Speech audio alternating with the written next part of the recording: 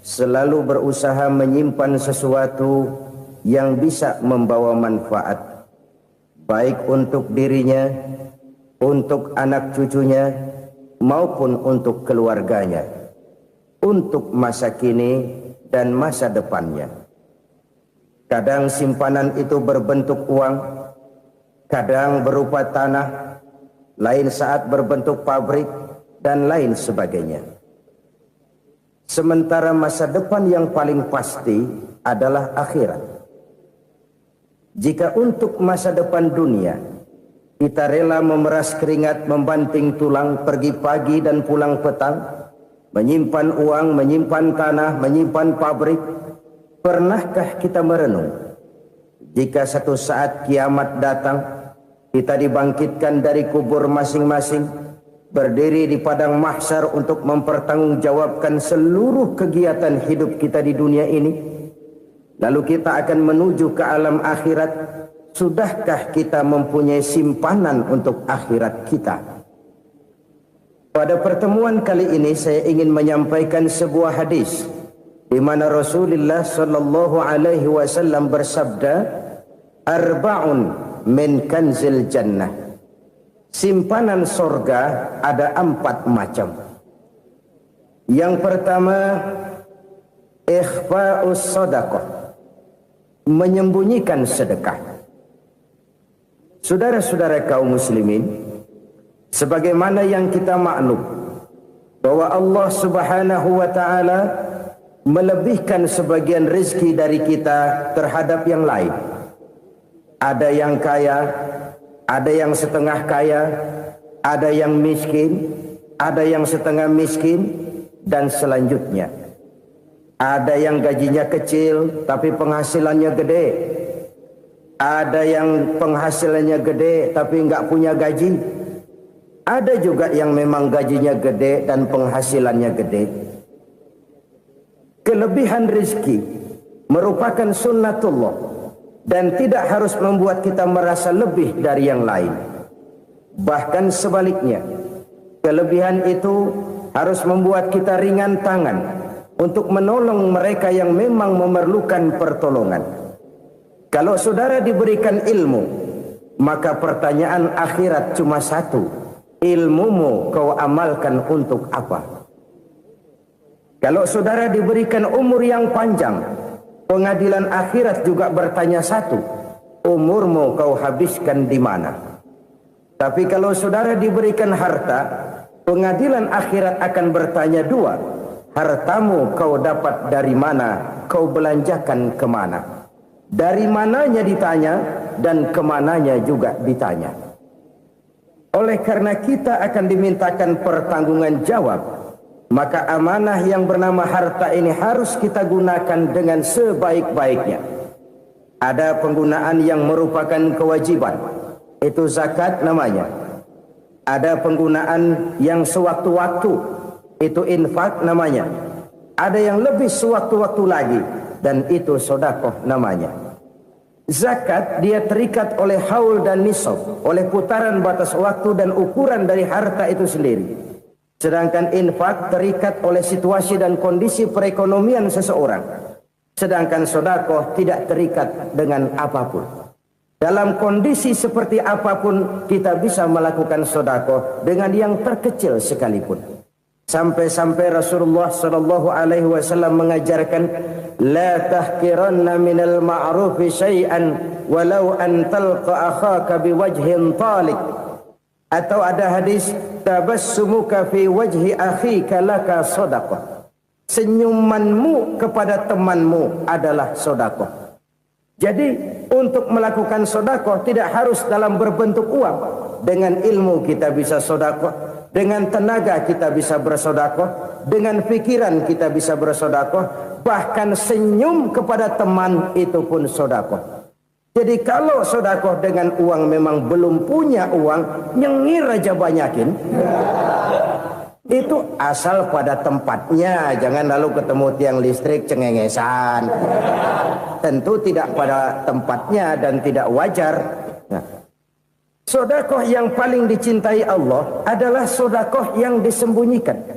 Artinya, jauh dari sifat riya. Kan kadang-kadang ada orang sedekah itu disebutkan namanya, apa tidak bagus? Kalau memang niatnya ikhlas, ya bagus-bagus saja. Untuk memberikan sugesti kepada yang lain. Di Fulan bin Fulan nyumbang sekian, diumumkan.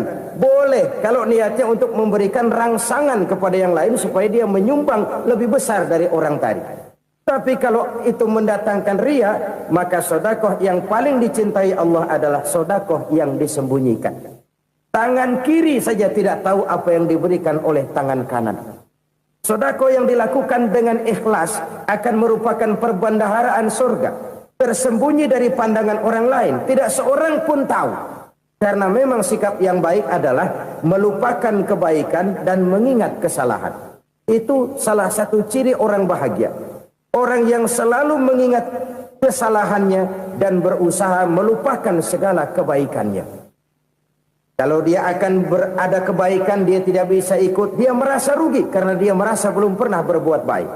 Tapi kalau akan melakukan kesalahan baru, dia ingat kesalahan yang sudah-sudah, sehingga terhalang baginya untuk melakukan satu kesalahan baru. Demikianlah saudara-saudara, bahwa Allah melebihkan rizki sebagian kita dari yang lain, agar terjadi tolong-menolong dalam kehidupan ini.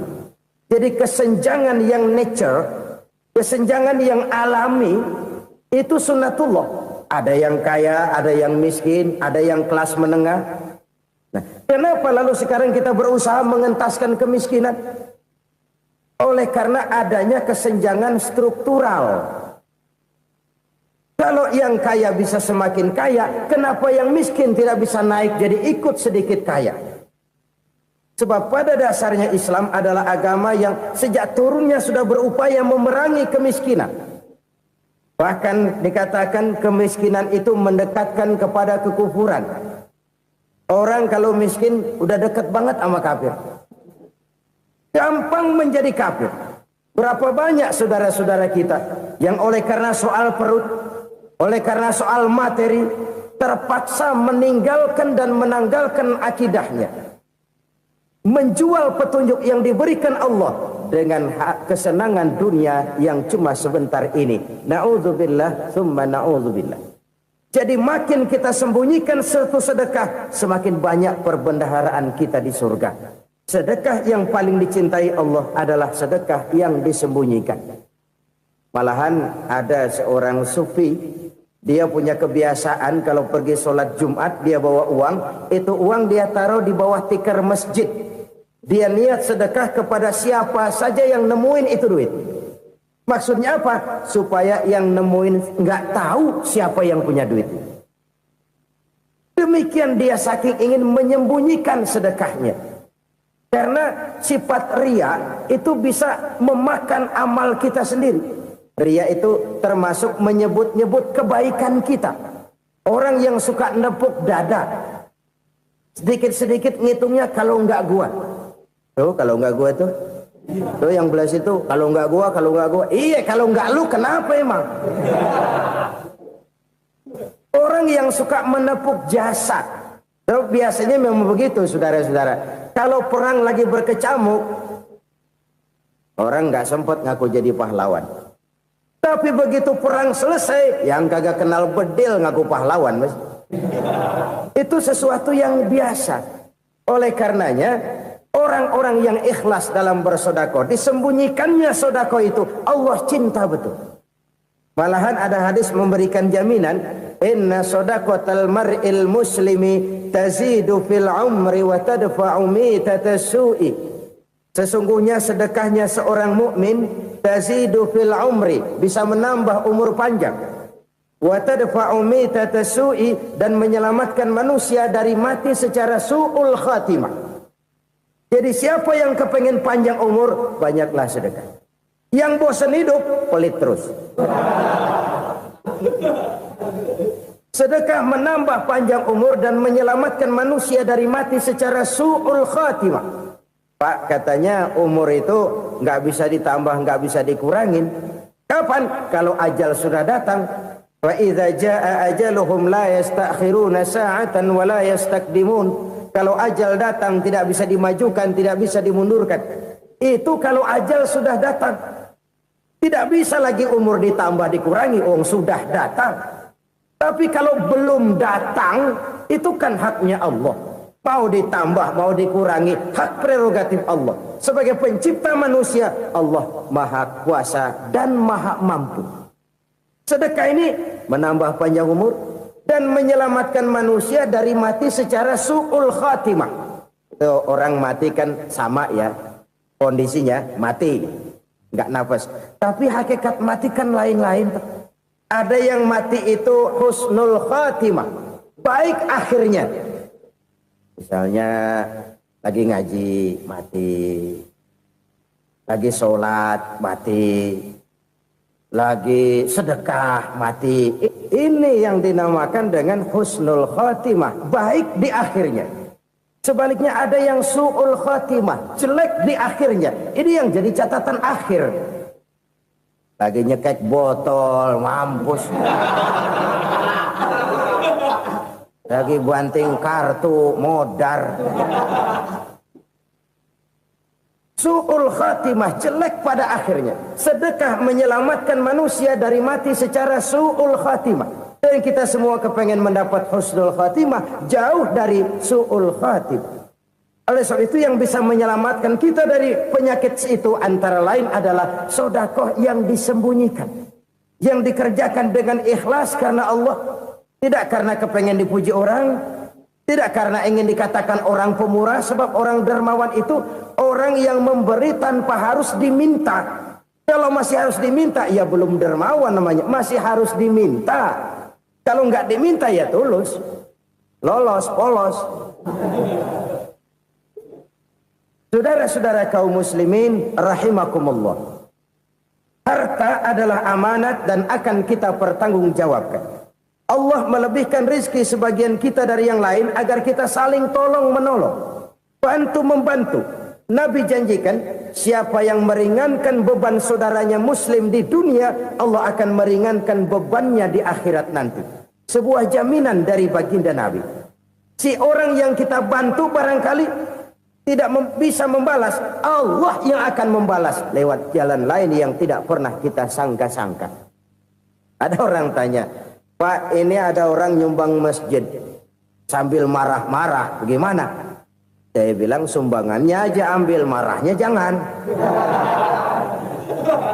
Marahnya jangan diambil, itu urusan dia.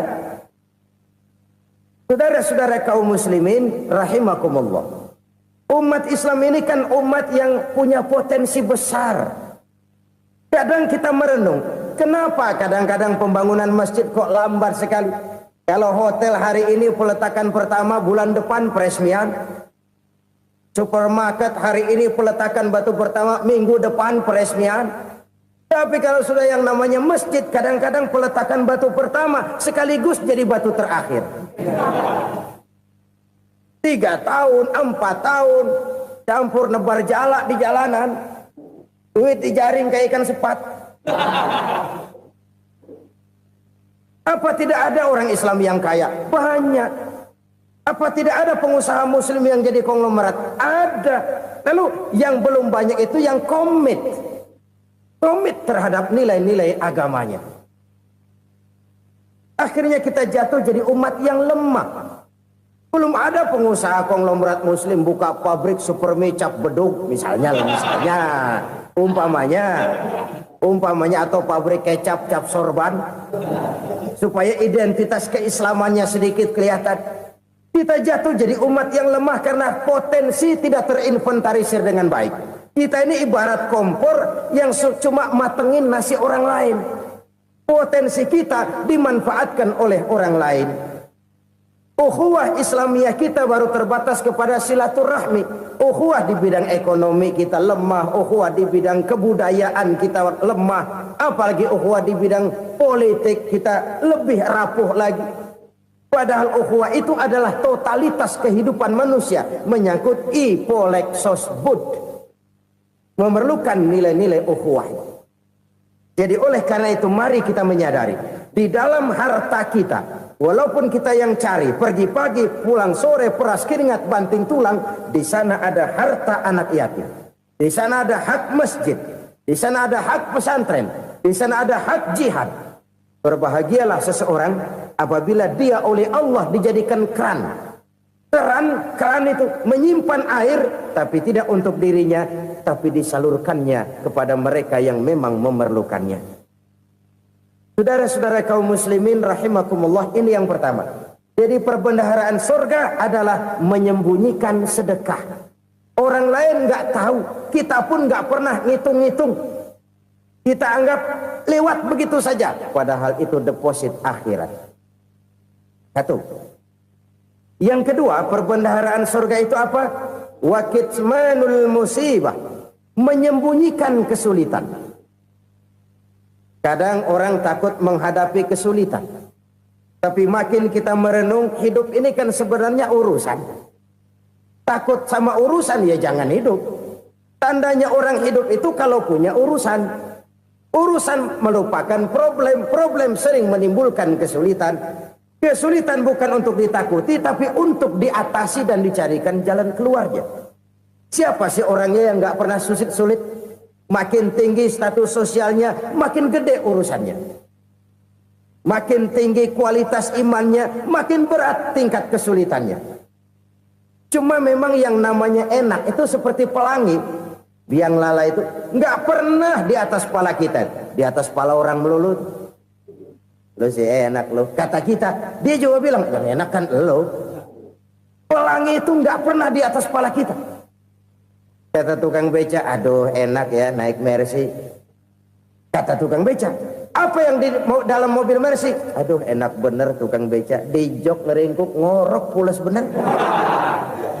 Saya kamar pakai AC sejuk, tempat tidur sutra empuk, alga spring bed, gula kulik nggak bisa pulas kalau belum minum Valium, belum tidur. Enak bener tukang beca, di jok ngorok nggak tahu wetan kulon.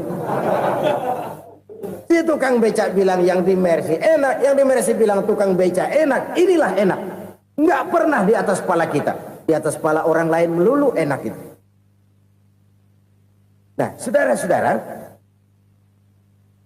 yang merupakan perbendaharaan surga itu orang yang bisa menyembunyikan kesulitan, baik pribadi ataupun rumah tangga. Nih terutama rumah tangga yang jadi soalnya. Kadang-kadang kita ini kalau senang, sebaliknya kalau senang kita diam, kalem aja, cuek. Banyak banget duit kita, bawaan diam aja udah. Malah ketemu orang takut. Tapi begitu susah, sekampung tahu. Padahal Nabi mengajarkan perbendaharaan surga itu menyembunyikan musibah, menyembunyikan kesulitan. Kalau enak, cerita sama orang-orang. Kalau nggak enak, rasain sendiri, tekan sendiri, atasin sendiri. Kita kan sebaliknya. Senang kita diam. Asal lagi susah, paling tidak kita nyari teman buat cerita kesusahan. Siapa orangnya yang nggak pernah susah? Cuma soalnya bagaimana kita mengatasi kesusahan itu sendiri. Begitu juga misalnya kalau orang sudah berumah tangga, itu orang tuanya harus menjadi tempat dia cerita yang enak-enak saja. Yang nggak enak rasain berdua, selesaikan berdua, atasin berdua. Jangan dibalik. Asal senang diam, giliran susah saja. Maknya laporan. Terbalik, bisa menjaga security informasi. Maka nama bayam keluar diam, malah seluitan. Enak amat lo makan daging ayam. Security informasi. Saudara-saudara kaum muslimin rahimakumullah. Ujian yang terberat itu yang pernah diberikan kepada para nabi, para rasul, para aulia, para ulama. Makin tinggi keimanan, makin berat bentuk kesulitan. Ayo saya kemukakan satu contoh saja. Ada seorang nabi yang kaya, nabi kaya, namanya Nabi Ayub. Iblis kalau orang begini kan keki,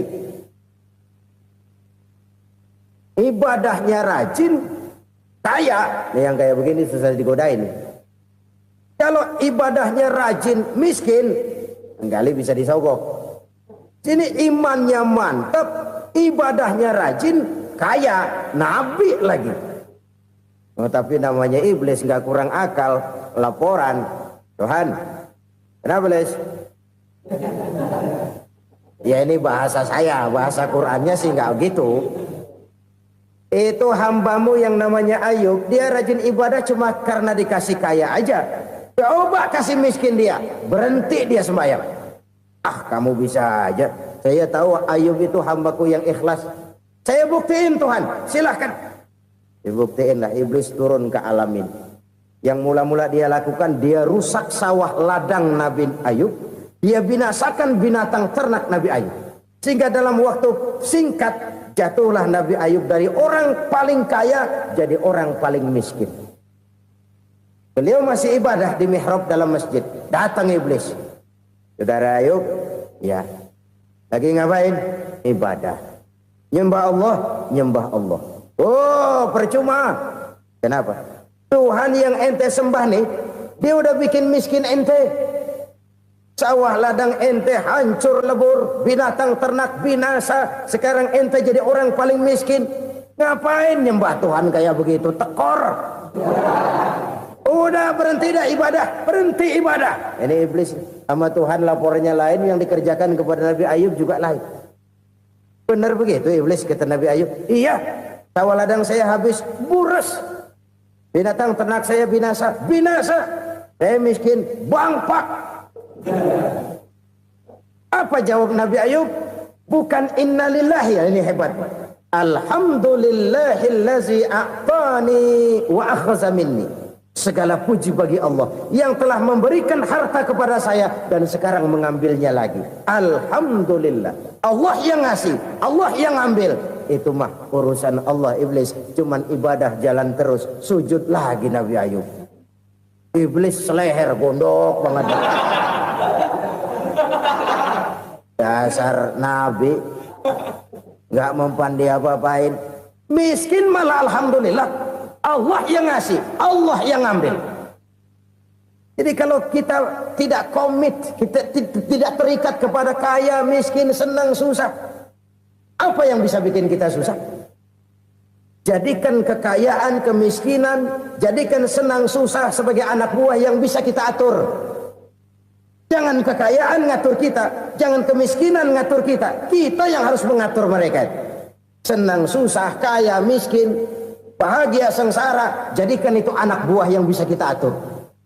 Kalau sekarang kita kaya, lain saat boleh jadi kita miskin, semiskin-miskinnya. Allah yang ngasih, Allah yang ngambil. Tenaga mana yang bisa menghalangi? Ibadah jalan terus. Iblis makin gondok. Dasar Nabi loh. Akhirnya apa? Nabi Ayub dikerjain, diberikan penyakit.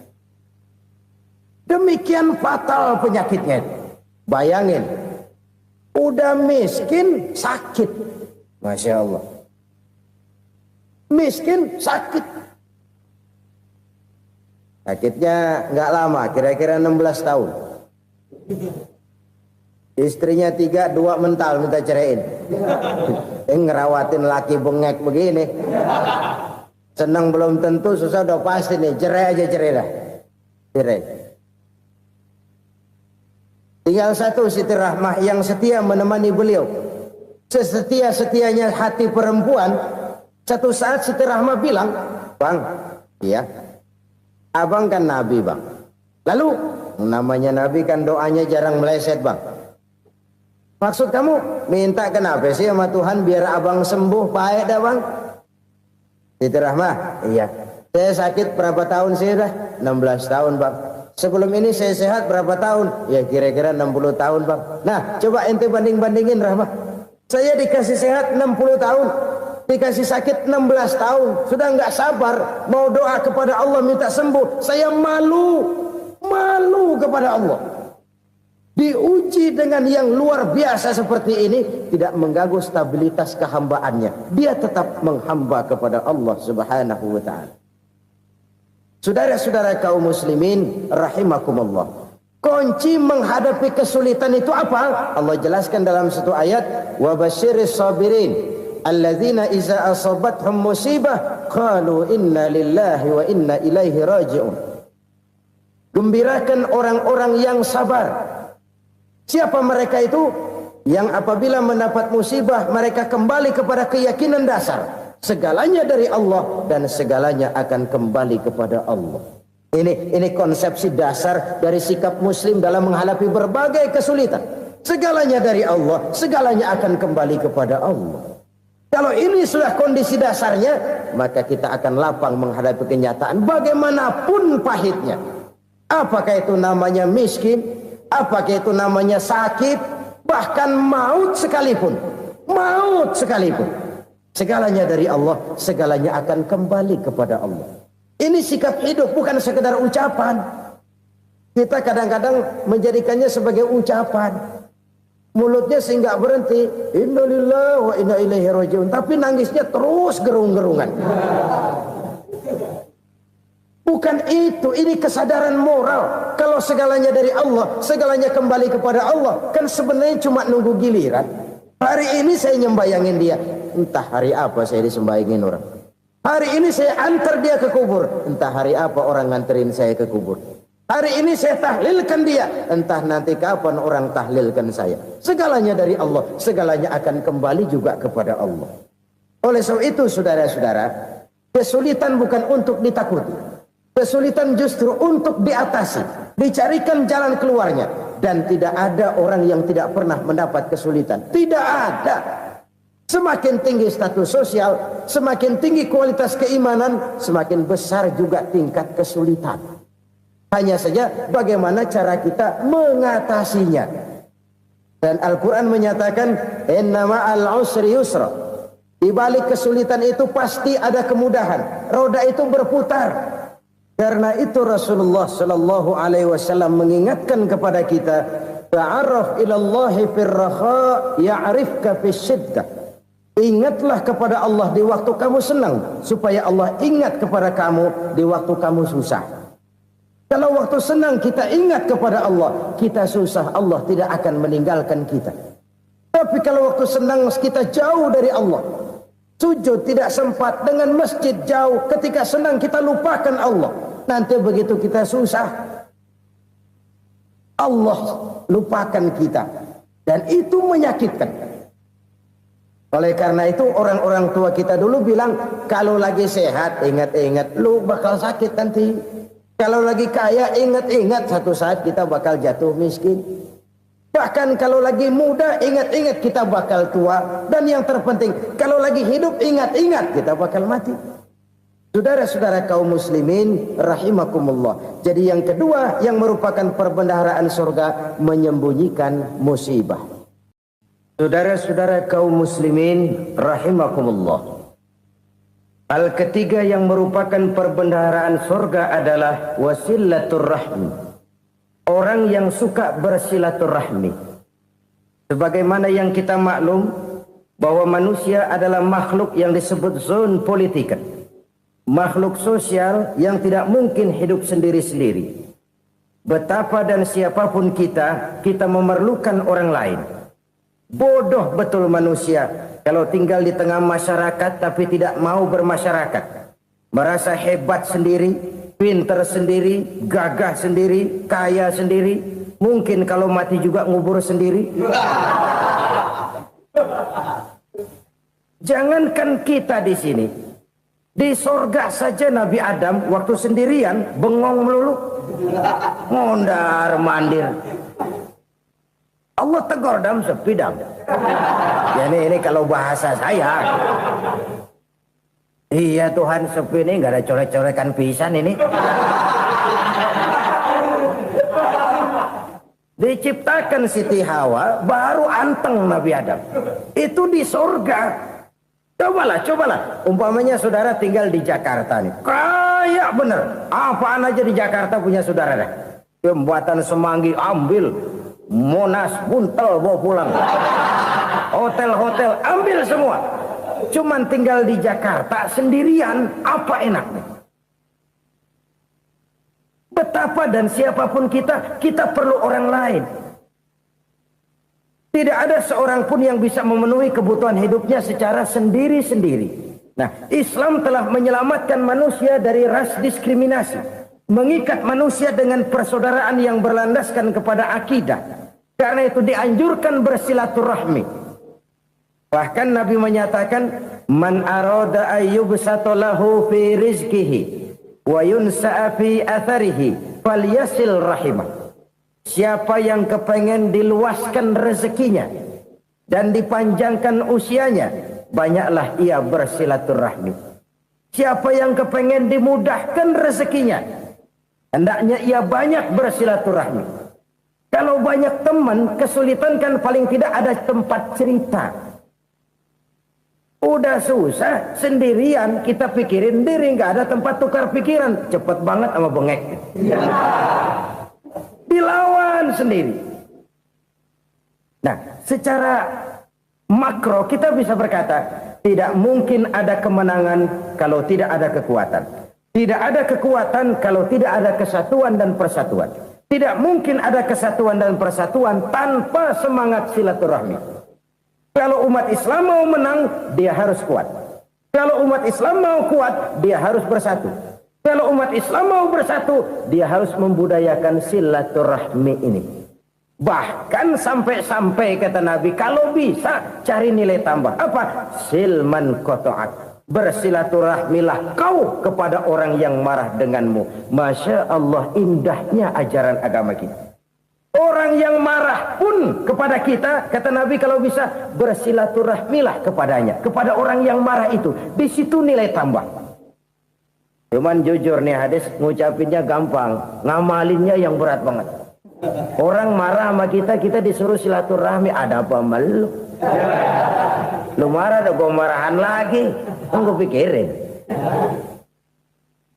Saudara-saudara kaum muslimin rahimakumullah. Tapi ini yang diajarkan, bahkan ini yang dicontohkan oleh baginda Rasul. Bagaimana begitu mudah, misalnya satu saat Abu Jahal ini ngatur strategi bagaimana bikin Muhammad celaka. Dia gali lubang di depan tempat tidurnya. Dia tutupin daun korma. Terus dia panggil seseorang, ke sini. Kasih tahu Muhammad, pamannya sakit keras, minta ditengokin. Berangkat orang ini ke sana. Muhammad, labbaik. Pamanmu sakit keras, dia minta ditengokin. Baik, saya akan datang menjenguk beliau. Berangkatlah Nabi ke rumah Abu Jahal tanpa prasangka apapun. Abu Jahal udah pasang setil, selimut 3 rangkap setengah dipakai, persis kayak orang meriang. Tapi sembari ngintip dari balik selimut, begitu Muhammad buka pintu, nah masuk perangkap nih. Muhammad jalan menuju tempat pembaringan. Makin lama makin dekat, makin lama makin dekat, makin dekat ke lubang yang dipasang oleh Abu Jahal itu. Dalam hati Abu Jahal, terus dah jatuh, mampus dah lo ini. Mampus lo hari ini nih. Apa yang terjadi? Malaikat Jibril datang. Muhammad, pamanmu cuma pura-pura sakit. Di depan tempat tidurnya ada lubang perangkap supaya kamu jatuh ke situ. Sudah, kamu pulang. Balik kanan Nabi. Sudah hampir jatuh ke lubang, balik kanan, pulang. Bayangin kecewanya Abu Jahal. Muhammad dikit lagi, Muhammad dikit lagi. Enggak paman, saya pulang aja. Emosi bangun dari tempat tidur, enggak sadar kalau lagi pura-pura sakit. Lompat ngejar Nabi, dia lupa dengan lubang yang dia gali. Usrak, nyemplung sendiri ke dalam lubang.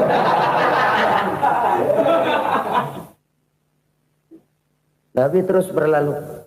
Ini terjadi keanehan. Jatuh ke lubang yang dia gali itu sebenarnya nggak terlalu dalam ya, antara 3-4 meteran lah. Tolong saya jatuh ke lubang ini. Datanglah pelayan-pelayannya itu. Angkat saya dari sini. Oh, yang ngulurin tambang. Satu gulung, belum juga nyampe itu tambang. Kurang, beli lagi ke warung. Sambung, ulur lagi, nggak juga bisa sampai. Wah, ini kerjaan Muhammad ini. Tolong, siapa salah seorang kamu ke rumah Muhammad, kasih tahu encangnya kecebur. Minta ditolongin. Sampaikan kepada Rasul. Kenapa? Pamanmu jatuh ke lubang, Muhammad minta tolong diangkatin. Tambang udah nyambung-nyambung nggak nyampe juga. Ya, nanti saya datang, saya tolong. Coba. Nyata-nyata orang berniat jahat mau mencelakakan dia. Datang dia menolong. Ini yang disebut air tuba dibalas air susu ya ini. Bukan sebaliknya. Air tuba dibalas air susu. Paman, kecebur ya? Iya Muhammad, tolong ini. Pegang tangan saya. Nabi ulurkan tangannya. Nyampe. Dipegang oleh Abu Jahal. Diangkat ke atas. Sampai atas. Apa kata Abu Jahal? Sihirmu memang hebat Muhammad. Udah ditolongin dikata sihir. Yang enak kita kemplang kan itu orang begitu. Urusan apa? Tapi inilah akhlak. Kalau bisa kamu bersilaturahmilah dengan orang yang marah kepadamu sekalipun. Orang marah kita tetap baik. Kalau kita berbuat baik sama orang yang memang baik, rasanya sih biasa-biasa aja. Orang baik kita baik lagi, ya draw aja, belum ada nilai tambah di situ. Baru ada nilai tambah kalau kita bisa berbuat baik kepada orang yang nyakitin kita. Itu namanya kita setingkat di atas dia. Dia sakitin kita, kita berbuat baik sama dia. Dia pelit sama kita, kita baik sama dia. Dia marahin kita, kita deketin dia. Di situ kita punya nilai tambah. Jadi siapa yang ingin diluaskan rezekinya kata Nabi dan dipanjangkan umurnya, hendaklah ia banyak-banyak bersilaturahmi. Sederhana sebenarnya silaturahmi, tapi silaturahmi membangkitkan semangat kesatuan dan persatuan. Kesatuan dan persatuan melahirkan kekuatan. Dalam matematika 1 ditambah 1 pasti 2. Tapi di tengah masyarakat 1 orang takut ditambah 1 orang takut, hasilnya jadi 2 orang setengah berani. Kenapa setengah berani? Karena udah berdua. Tadi pan takut sendirian.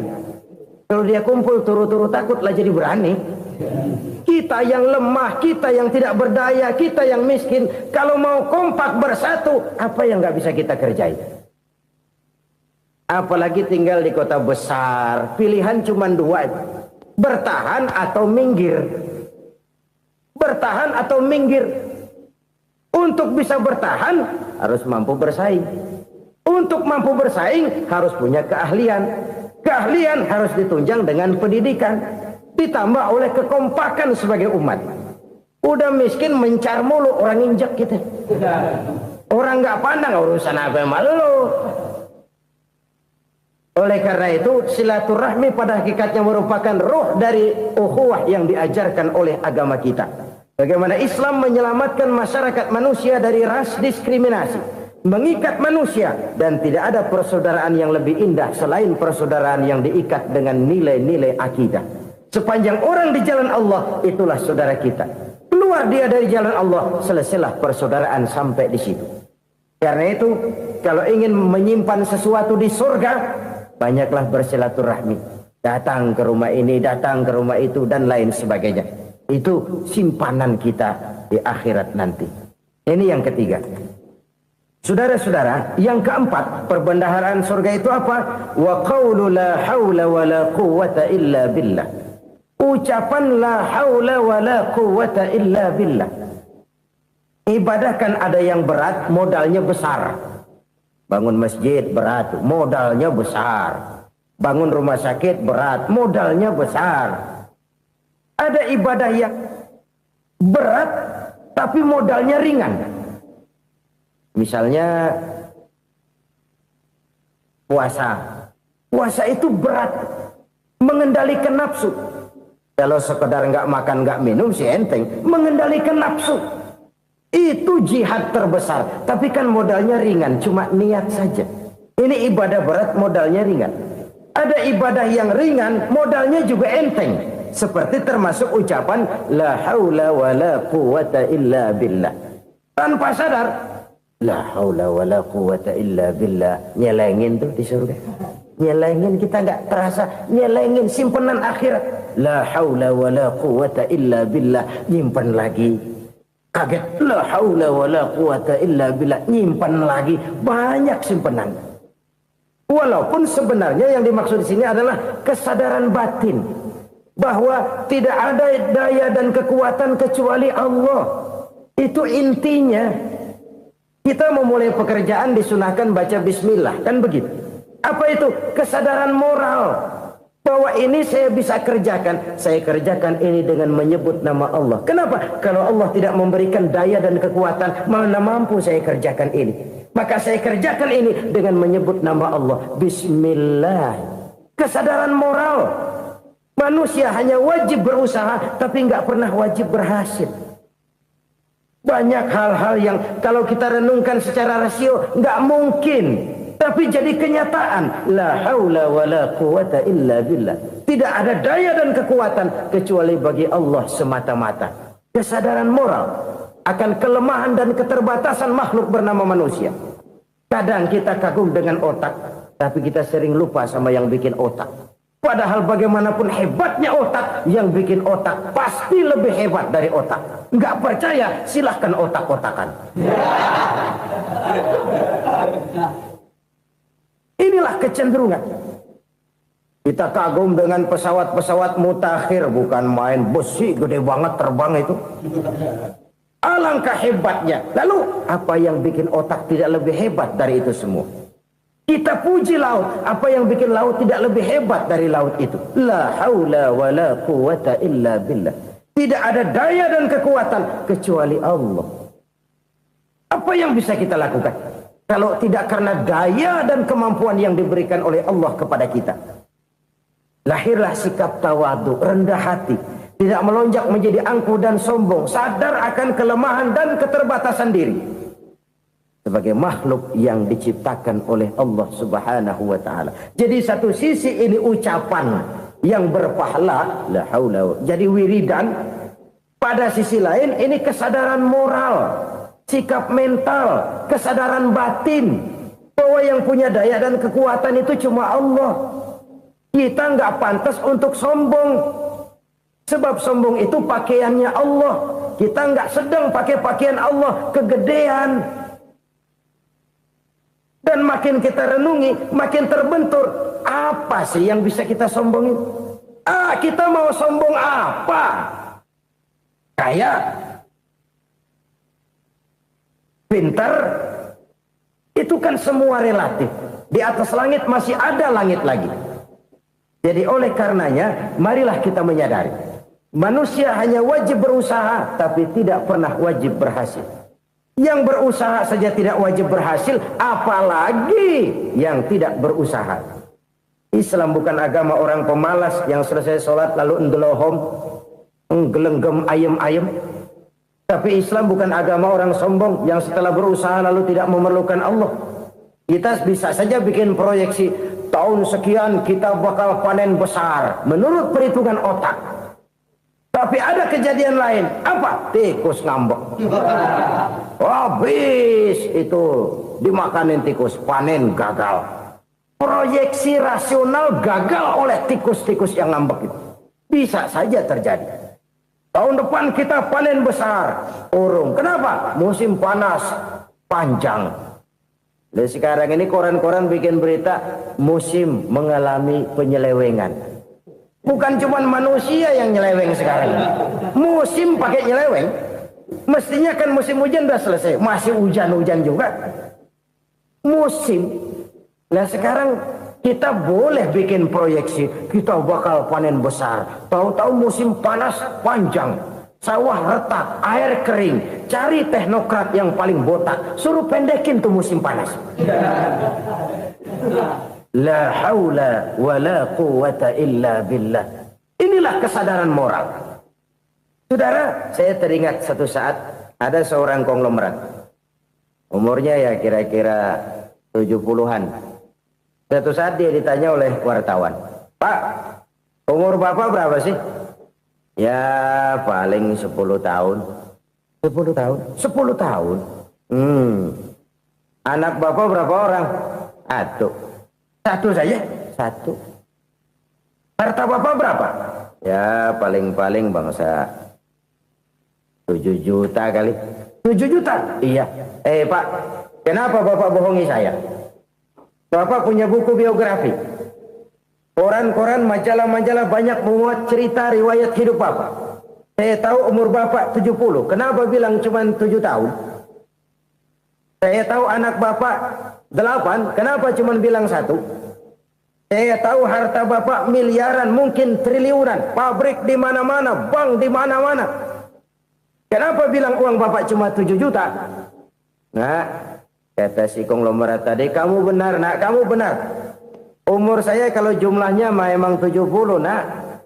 Cuman ingat-ingat saya, baru 7 tahun terakhir ini saya sujud. Baru 7 tahun terakhir ini saya berusaha dekat dengan Allah. Saya laksanakan perintahnya, saya jauhi larangannya. 7 tahun inilah rasanya yang ada nilainya di hadapan Allah. Yang 63 tahun matong, kelabu, kelem umur gue. Habis untuk maksiat, untuk munkarat. Maka ketika ditanya tadi, umur saya 7 tahun itu. Oh begitu Pak. Oh iya. Lalu anak Pak. Anak bapak kan 8. Kenapa bilang cuma 1? Nah, kalau jumlah hitungannya memang anak saya 8. Tapi dari 8 orang ini rasanya cuma 1 nih. Yang bakal jadi buah hati, belahan jantung. Pelanjut cerita, penerus sejarah. Bakal jadi anak soleh yang akan mendoakan saya. Cuma 1 rasanya anak saya ini yang bakal jadi buah hati saya. Besar-besaran saya. Yang akan mendoakan di kubur saya. Yang akan mendoakan di akhirat saya. Yang 7 orang mana, Masya Allah, yang satu tenggeng, yang satu nyekek botol ngolo, yang satu nggak karu-karuan. Makanya saya bilang 1 anak saya yang akan bisa mendoakan saya. Oh begitu Pak. Iya. Nah harta Pak, harta bapak kan triliunan, pabrik bapak di mana-mana, uang bapak hampir di tiap bank-bank besar. Kenapa bilang cuma 7 juta? Betul kau nak. Harta saya kalau jumlahnya memang miliaran, triliunan mungkin. Tapi yang saya ingat baru 7 juta tuh yang saya belanjakan di jalan Allah. Saya nyumbang masjid, saya santuni yatim piatu, saya bantu pembangunan pesantren, saya bantu pembangunan rumah sakit Islam. Itu yang akan saya bawa pulang ke akhirat, yang 7 juta itu. Yang triliunan itu nanti akan diperebutkan oleh anak-anak saya sebagai waris saya. Jadi harta saya 7 juta itu yang bakal nemenin saya di akhirat. Yang akan saya bawa pulang jadi teman saya. Saudara-saudara kaum muslimin, jangan-jangan orang tua itu adalah kita-kita ini. Jangan-jangan kita-kita ini adalah orang tua itu. Jangan-jangan itu potret dari diri kita masing-masing. Dari sekian umur yang diberikan Allah, berapa tahun yang ada nilainya di hadapan Allah? Dari sekian anak-anak yang merupakan amanah, berapa yang akan mendoakan kita sebagai orang tuanya menjadi anak soleh? Dari sekian banyak harta yang diberikan Allah, berapa yang akan kita bawa pulang menghadapnya nanti, yang kita belanjakan di jalan Allah? Ini sebuah potret kehidupan. Karena itu kita kembali kepada la haula wa la quwwata illa billah. Kita wajib berusaha, kita wajib berikhtiar. Selebihnya, segala daya dan kekuatan hanya milik Allah saja semata-mata. Satu kesadaran batin dari setiap pribadi muslim. Setelah ia berusaha dan berikhtiar, ia menyerahkannya kepada Allah Subhanahu wa ta'ala. Jadi, satu sisi ini merupakan wiridan ucapan yang mengandung pahala. Pada sisi lain, ini merupakan sikap batin dari seorang muslim di dalam ia menghadapi realitas kehidupan ini. Saudara-saudara kaum muslimin, rahimakumullah. Kalau ini kita jadikan satu basis kehidupan, maka ini akan menyelamatkan manusia dari kemungkinan tergelincir menjadi orang yang lupa diri dan lupa darat. Sebab itu Imamul Ghazali berpesan, jadidis safinah fa innal bahra amiq wa khuziz zad fa inna safara ba'id wa khaffifil hamla fa innal hamla sadid. Perbarui selalu kapalmu karena lautan sangat dalam. Bawa bekal yang banyak karena perjalanan ini sangat jauh. Ringankan beban karena kebanyakan beban akan menyakitkan. Alangkah indah kalimat ini, alangkah dalam makna yang terkandung di sana.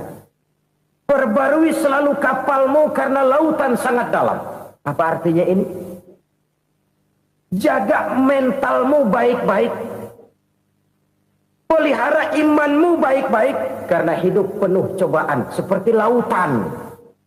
Kita kalau berlayar di lautan kan kadang-kadang tenang, angin bertiup sepoi-sepoi basah. Jika malam datang bintang gemintang bertabur menghias cakrawala. Rembulan memantulkan sinarnya dengan indah.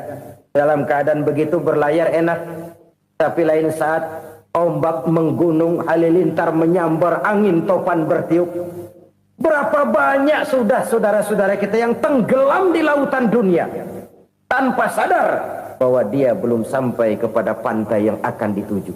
Berapa banyak sudah saudara-saudara kita yang tenggelam di lautan dunia ini tanpa sempat bangkit lagi. Dia menyangka sudah sampai kepada tujuannya. Hati-hati kapal jangan sampai bocor karena lautan sangat dalam. Iman ini jaga baik-baik karena hidup penuh dengan ujian. Wa khuzizat fa inna safara ba'id. Bawa bekal yang banyak karena perjalanan sangat jauh. Saudara mau ke Bandung, bawa duit. Saudara mau ke Surabaya, banyakan lagi duitnya.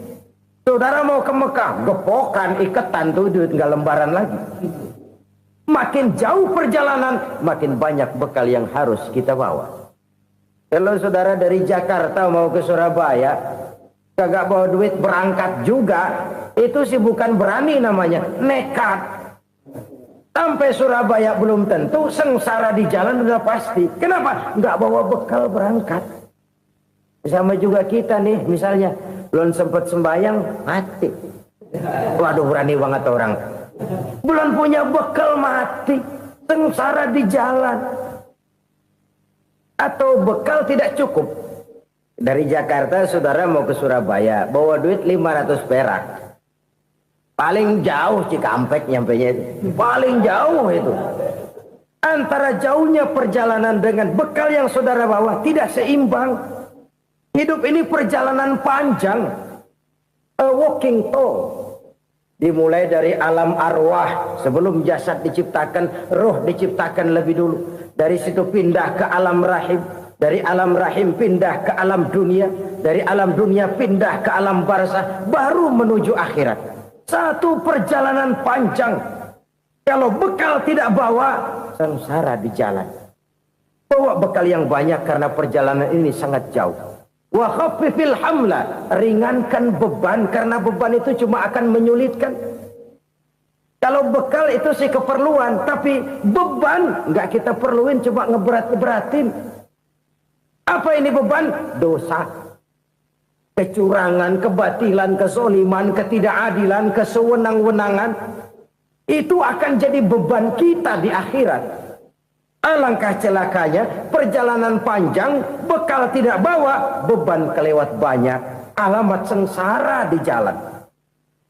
Pahala tidak ada, dosa berlipat ganda.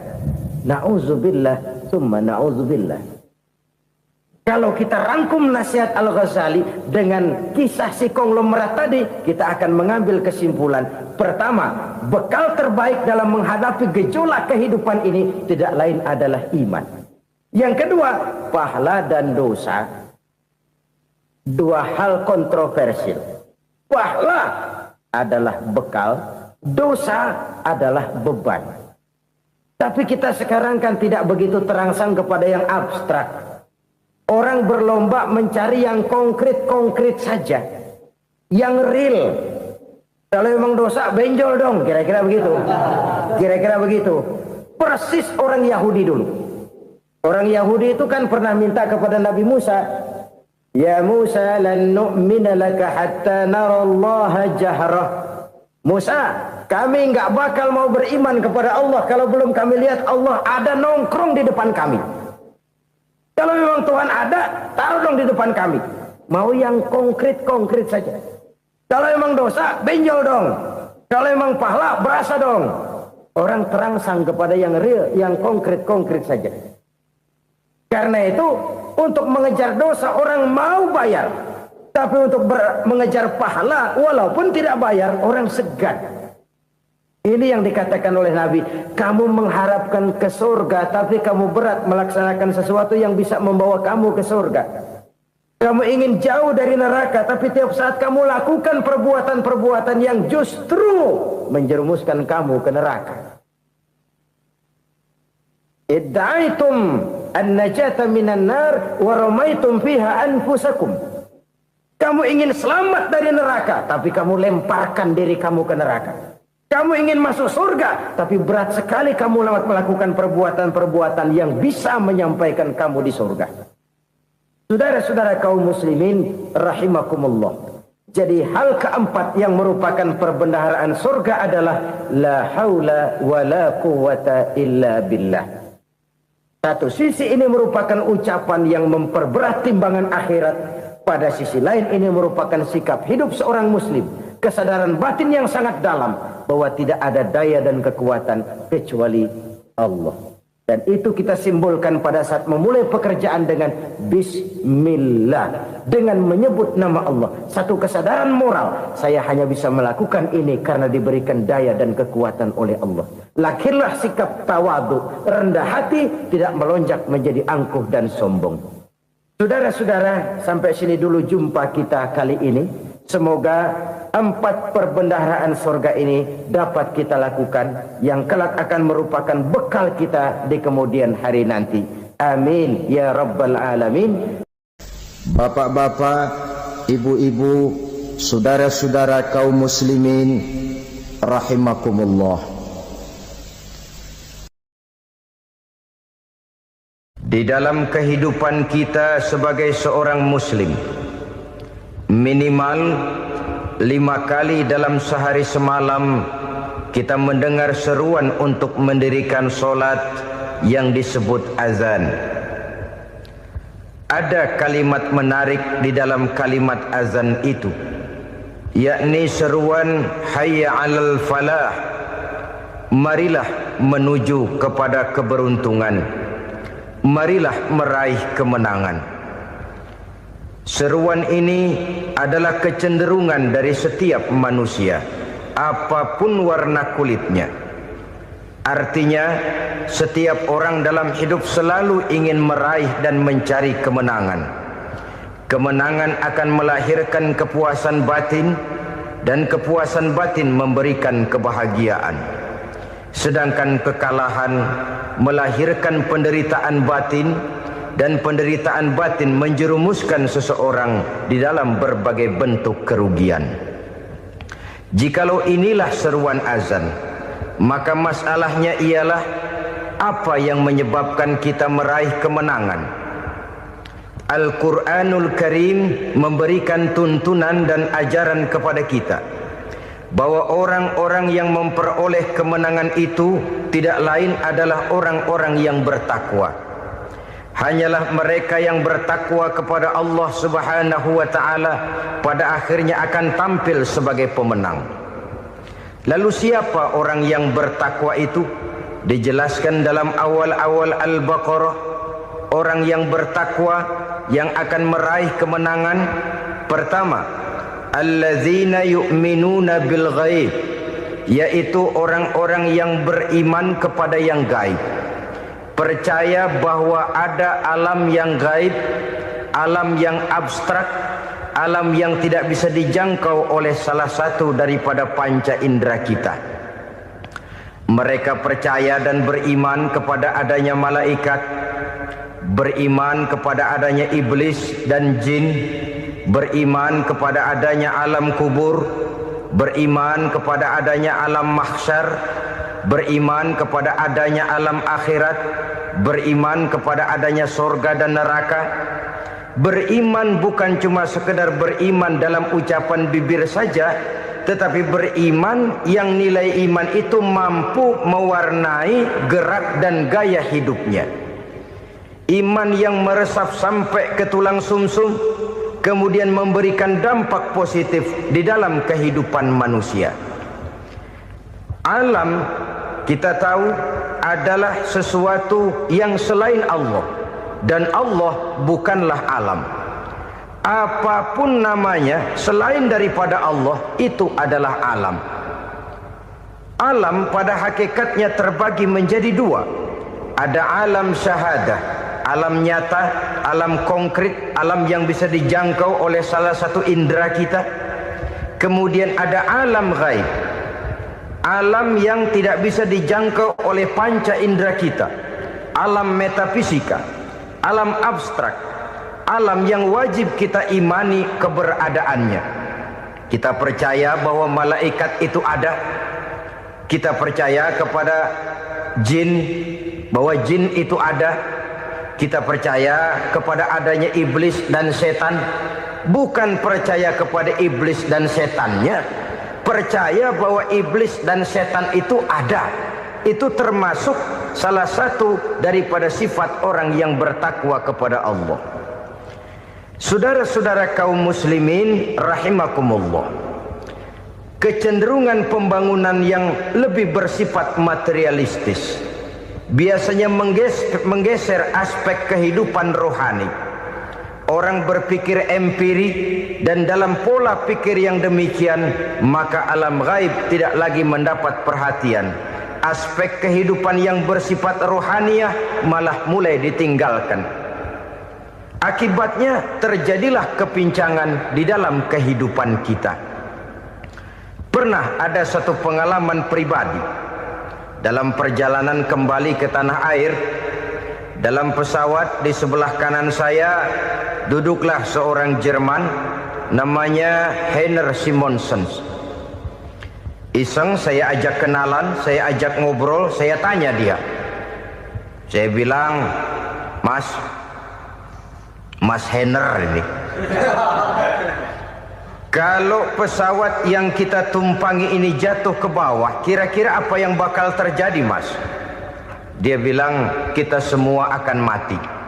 Begitu? Iya. Oke. Apa itu mati? Tanya saya. Dia bilang, untuk tahu apa itu mati, kita harus tahu lebih dahulu apa itu hidup. Saya pikir nih bule bisa ngomong juga. Baiklah kata saya. Apa hidup menurut Anda itu? Oh, hidup itu dia bilang, kalau seluruh anggota badan kita bekerja secara normal, paru-paru memompa darah secara normal, jantung berdetak secara normal, sel-sel tubuh bekerja secara fit, dan organisme tubuh hanya mau bekerja secara normal, dia bilang, kalau kita memberi makan yang cukup, menu yang teratur, dan gizi yang lengkap. Saya bilang, kesimpulannya apa, Ner? Dia jawab, hidup adalah dari tangan ke mulut. Life is from the hand to the mouth, kata dia. Hidup adalah dari tangan ke mulut. Jadi masalah hidup tidak lebih daripada masalah isi perut. Orang pergi pagi, pulang sore, peras keringat, banting tulang, perut yang dibelain. Saya bilang, you are wrong. Sampean salah, Ner.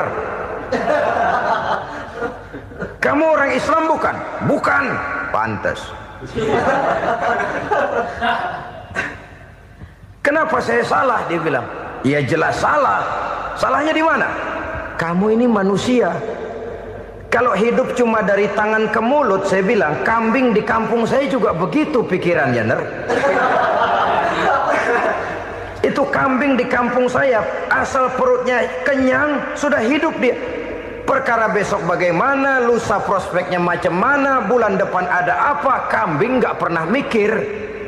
Di kampung saya kambing juga pikirannya begitu. Kamu Kristen ya? Tadinya. Loh kok tadinya, lalu apa sekarang kamu ini?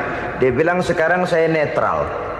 Saya tidak beragama, tapi saya percaya kepada Tuhan sebagai pencipta alam.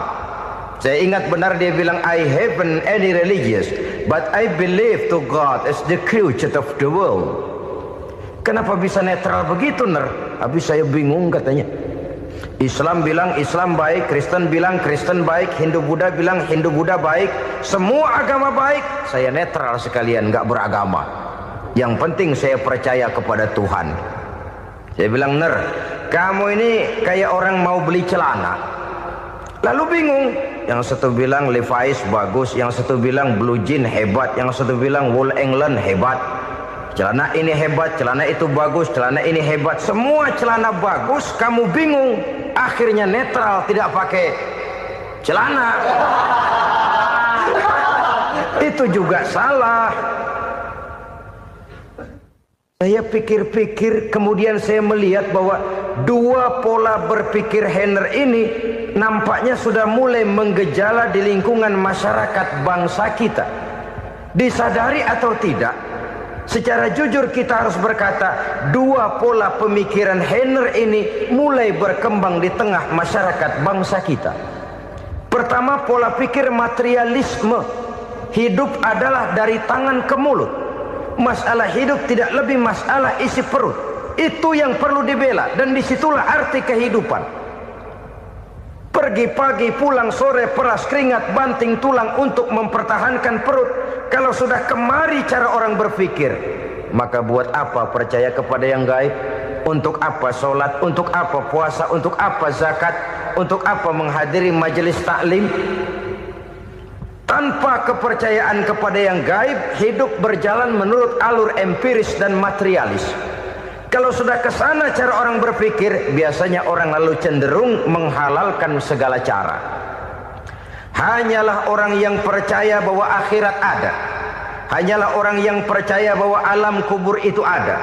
Hanyalah orang yang percaya bahwa malaikat itu ada, hidupnya akan lebih terarah dan terkendali.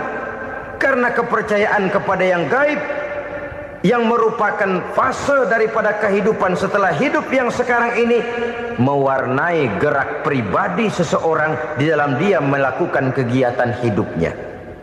Pola berpikir materialisme, disadari atau tidak, mulai menggejala di lingkungan masyarakat bangsa kita. Hidup tidak lebih dari urusan tangan ke mulut, mulut ke tangan, tangan ke mulut. Asal perut sudah kenyang, hiduplah sudah. Perkara bagaimana prospek hari yang akan datang, bagaimana akhirat, tidak jadi persoalan. Ini yang oleh Nabi diperingatkan, ad-dunya sijnul mu'min wa jannatul kafir. Dunia adalah penjara bagi orang beriman dan surga bagi orang kafir. Dulu di zaman Belanda hadis ini pernah disalah tafsirkan, disalah artikan, digunakan sebagai senjata untuk mengkebiri dan membuat impoten umat Islam. Sudahlah, umat Islam gak usah macam-macam, kata Belanda. Dunia ini kan penjara buat orang Islam, surga buat orang kafir. Di penjara jangan bertingkah.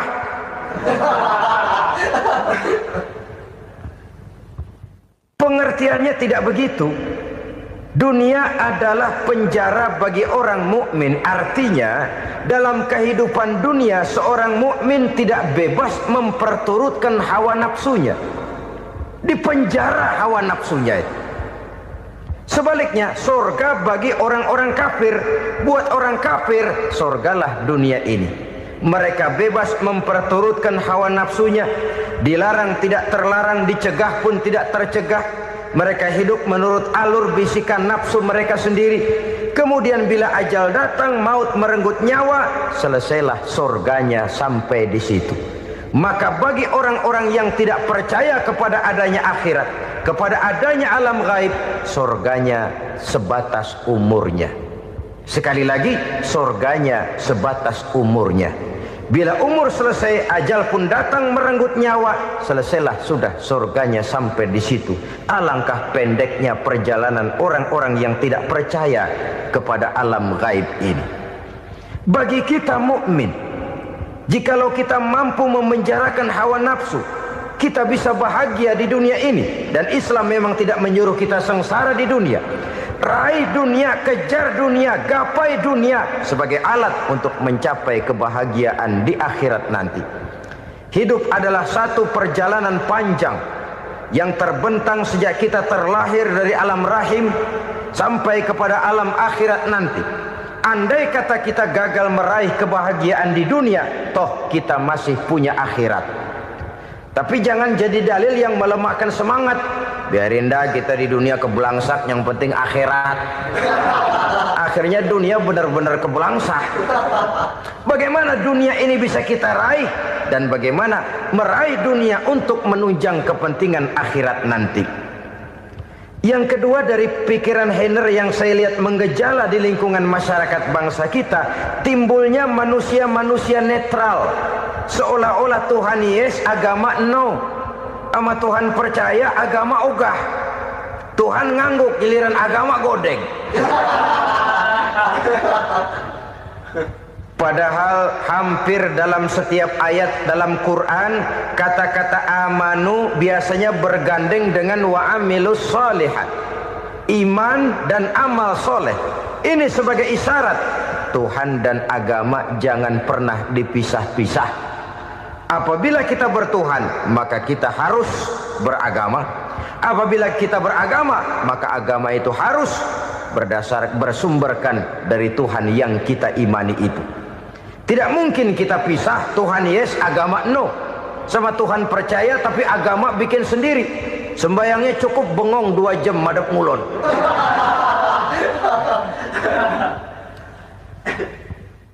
Saudara-saudara kaum muslimin rahimakumullah. Jadi dengan demikian, agama yang kita akui merupakan unsur mutlak di dalam pembangunan sekarang ini, merupakan bagian dari kehidupan yang menuntun kita bahwa di balik alam nyata ini, di balik alam syahadah ini ada alam gaib. Dan mudabbir, murabbi, yang mengatur, yang menguasai, yang memelihara baik dia alam nyata, baik dia alam gaib, tidak lain adalah Allah Subhanahu wa taala. Di sana ada satu super power, satu maha kekuatan yang kita perlu bersandar kepadanya. Sebagai makhluk nyata yang hidup di alam nyata, berbuatlah secara nyata sebagaimana harusnya kita berbuat. Karena Islam jelas bukan agamanya orang pemalas. Islam jelas bukan agamanya orang yang mengajarkan setelah selesai sholat boleh duduk, nggelenggem ayam-ayam, ndelohom, menghitung bintang di langit sambil menunggu keajaiban. Tidak. Islam adalah agama yang mengajarkan apabila sholat sudah selesai kamu kerjakan, bertebaranlah di permukaan bumi, cari karunia Tuhanmu. Jangan hidup berpangku tangan menunggu keajaiban. Karena hidup bukan undian. Jangan berharap untung besar tanpa mau peras keringat. Tapi di sebalik itu toh kita juga harus yakin bahwa di sisi usaha nyata yang kita lakukan ada satu super power, satu maha kekuatan gaib yang menentukan berhasil dan tidaknya usaha kita. Kepercayaan kepada hal semacam inilah yang mendorong kita untuk mempunyai sandaran vertikal, agar jikalau usaha ini berhasil kita tidak lupa diri dan lupa daratan. Jikalau usaha ini gagal kita tidak putus asa dan buruk sangka, tidak cupik pandangan dan sempit hati, tapi mampu melihat persoalan dengan kacamata putih sambil husnuzon kepada Allah Subhanahu wa taala. Kita percaya malaikat itu ada. Ada yang namanya raqib dan atid, mengawasi gerak hidup kita sampai kepada gerak hati kita. Ini memberikan sugesti agar kita berhati-hati, tidak sejengkal tanah pun kita bisa berlindung dari pengawasan raqib dan atid. Ada munkar nakir yang akan menyoal kita di alam kubur. Ada malaikat Malik, penjaga neraka. Ada malaikat Ridwan yang menjaga surga. Kita percaya kepada adanya jin, kita percaya kepada adanya setan, iblis. Percaya kepada adanya, bukan mempercayai si setan, si iblis lalu menjadikannya sebagai teman. Tidak. Percaya bahwa mereka itu ada dan merupakan makhluk Allah yang gaib yang diciptakan Allah Azza wa Jalla. Kepercayaan kepada alam gaib memberikan motivasi terhadap gerak lahir manusia, sehingga dengan motivasi kepercayaan kepada yang gaib, gerak lahir jadi lebih terarah, jadi lebih terpelihara. Pernah seseorang bertanya, "Pak, apakah adanya akhirat bisa dibuktikan secara ilmiah?" Saya bilang tidak bisa, tidak bisa. Kenapa? Karena yang berangkat nggak pernah pulang kembali lagi. Kalau dia pulang kemari bisa kita tanya bagaimana enak di sono. Cuma secara moral saya katakan, lebih beruntung orang yang percaya kepada akhirat daripada yang tidak. Sekarang saudara percaya akhirat ada, lalu saudara baik-baik di dunia, sholat, puasa, zakat, menolong orang lain, menebarkan kebajikan. Saudara mati, andai kata akhirat tidak ada, toh dalam hidup saudara sudah berbuat baik. Paling tidak nama saudara akan dikenang sebagai orang baik. Sebaliknya, saudara percaya, kata saya, bahwa akhirat tidak ada, lalu hidup semau-maunya, tenggelam dalam maksiat dan munkarat, menentang Allah, tidak mau ruku dan sujud. Lalu saudara mati, kemudian akhirat ada, ayo mau apa? Bekal tidak punya. Jadi secara moral lebih beruntung orang yang percaya kepada adanya akhirat daripada yang tidak percaya. Dan itu alam gaib yang tidak bisa dibuktikan secara eksat. Jangankan untuk membuktikan seperti itu, dalam kehidupan sehari-hari saja yang kita rasakan tidak selalu berbentuk toh. Angin, bagaimana sih bentuknya angin? Kita tidak tahu. Merah, buktinya kalau dikerok merah. Yang merah itu kulit, yang kulit kita bukan anginnya. Sakit, rasa sakit itu ada, tapi bagaimana bentuk sakit kita nggak pernah tahu. Kalau kita makan cabai pedas, bagaimana bentuk pedas itu tidak ada, tapi rasa ada. Bentuk pedas hijau, cabainya bukan pedasnya. Tidak semua yang kita rasakan bisa kita gambarkan dalam bentuk yang konkret. Oleh karena itu, sekali lagi bahwa kepercayaan kepada alam yang gaib mampu memberikan satu sugesti yang menata kehidupan seseorang lebih lurus, lebih terarah, dan lebih terkendali. Maka wajar kalau kepercayaan kepada yang gaib mengantarkan seseorang untuk meraih kemenangan. Kenapa? Dia percaya kepada yang gaib, bahwa akhirat ada, bahwa alam kubur ada, bahwa pertanggungan jawab itu ada. Maka dia lalu tidak hidup saenae udele dewe, itu loh. Tidak hidup menurut seleranya sendiri, terarah, teratur. Ini cirinya yang pertama. Orang bertakwa yang akan meraih kemenangan, mereka beriman, mereka percaya kepada yang gaib. Bahkan hal-hal konkret saja selalu berangkat dari yang gaib. Saudara-saudara, para remaja, para pemuda sekarang ini tidak pernah tahu toh siapa yang akan jadi teman hidup saudara. Kita bisa saja ngerancang, mentargetkan, tapi toh akhirnya yang namanya jodoh bukan kekuasaan kita. Rezeki di luar kemampuan kita. Begitu juga ajal. Maut, jodoh, ajal adalah contoh-contoh konkret bahwa pada akhirnya yang gaiblah yang menentukan. Bertahun-tahun ngelancong, emang jodoh seret, nggak jadi.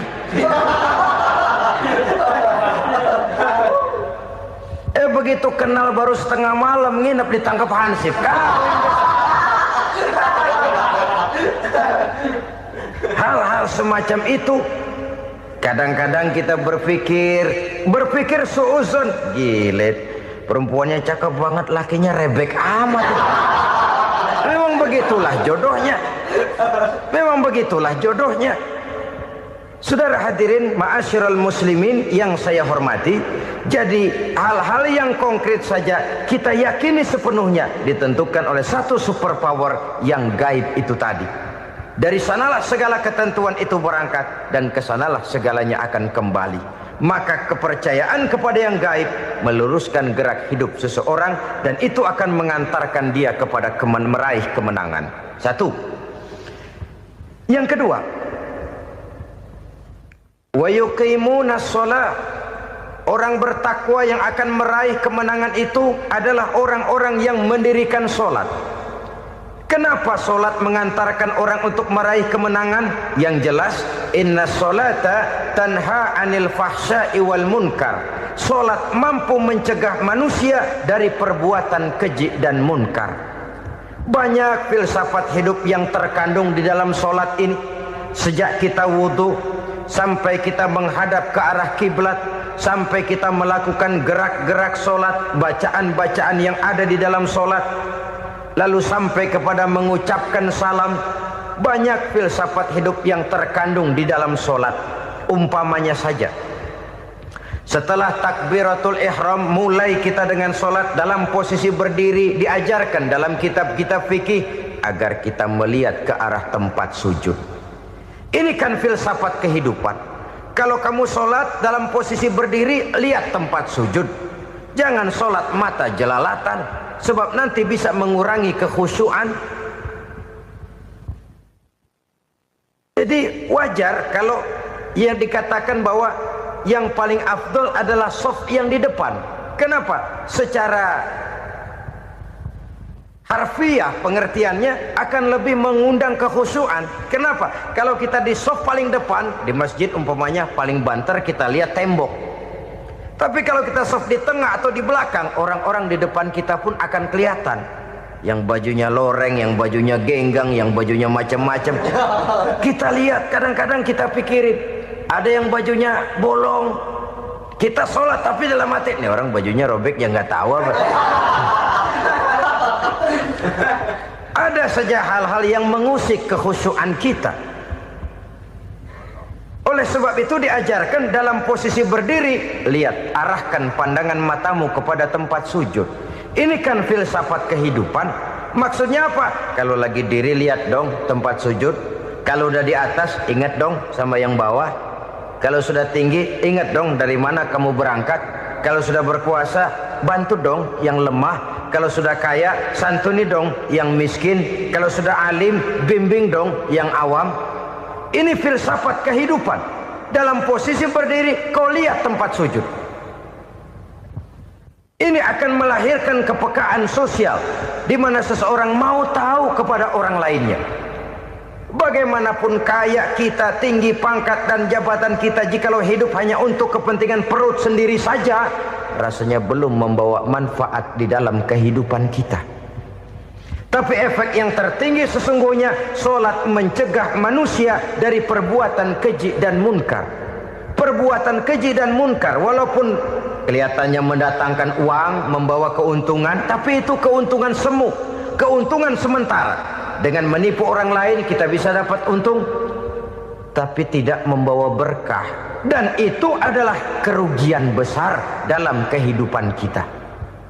Maka untuk meraih kemenangan harus dimulai dengan membentuk kepribadian yang tegar, memiliki sandaran vertikal yang langsung kepada Allah Subhanahu wa ta'ala. Dan itu hanya bisa kita tempuh melalui jalur ibadah formal yang sudah ditentukan Allah, yakni sholat yang 5 waktu.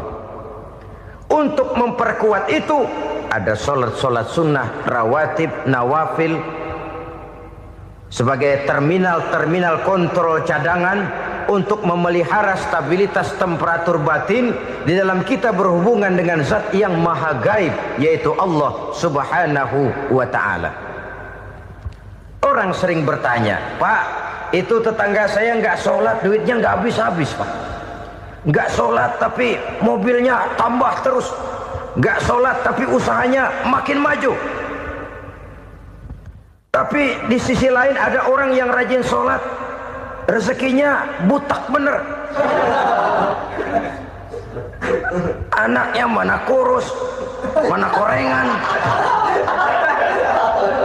Saudara hadirin ma'asyiral muslimin rahimakumullah. Harus saya katakan bahwa sholat memang bukan untuk cari duit. Sholat adalah sandaran vertikal kita kepada Allah. Sedangkan soal rezeki itu berkaitan dengan sifat Allah maha pengasih dan maha penyayang. Allah maha pengasih, siapapun dikasih kalau mau usaha. Allah maha penyayang, tidak semua orang disayang oleh Allah Azza wa Jalla. Dan belum tentu banyak harta itu merupakan nikmat. Mungkin juga istidraj. Artinya istidraj itu dikasih tapi diambulin, kalau bahasa Betawinya itu. Dikasih tapi diambulin, itu bukan merupakan nikmat sesungguhnya, lebih merupakan azab dari Allah Subhanahu wa ta'ala.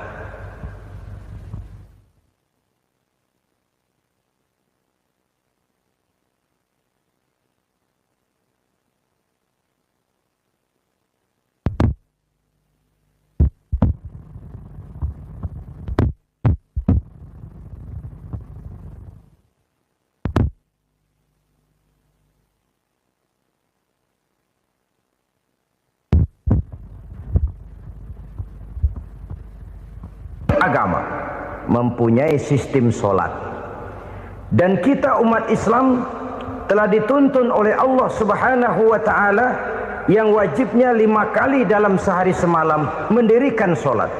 Dan itu tentu berada dalam jangkauan kemampuan manusia. Pada awalnya barangkali kita memang merasa solat itu satu kewajiban.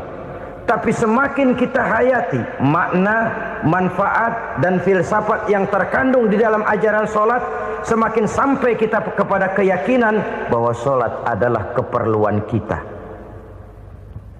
Sehingga pada waktu tertentu dinilai puncaknya, kita tidak lagi akan berkata saya wajib solat, tapi kita akan berkata saya perlu solat.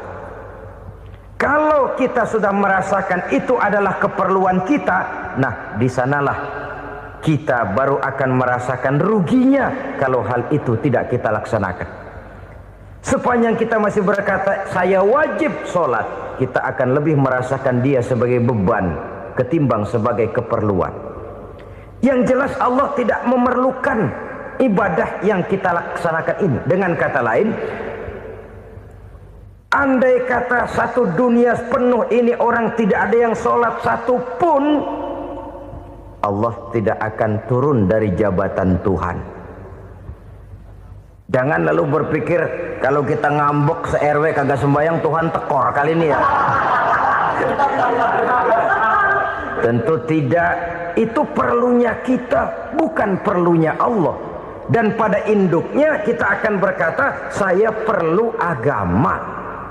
Kalau secara induk kita sudah memerlukan agama, maka konsep-konsep yang ada di dalam ajaran agama itu pun adalah juga merupakan keperluan kita.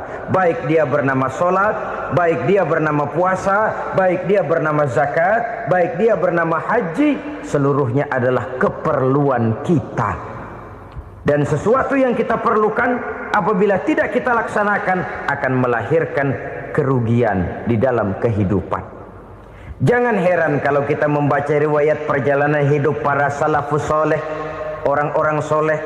Ada yang tahajud sampai 100 rakaat, ada yang sholat malam kakinya sampai bengkak. Kita sekalinya bengkak biri-biri. Ada yang sholat membaca surah dalam Al-Quran sampai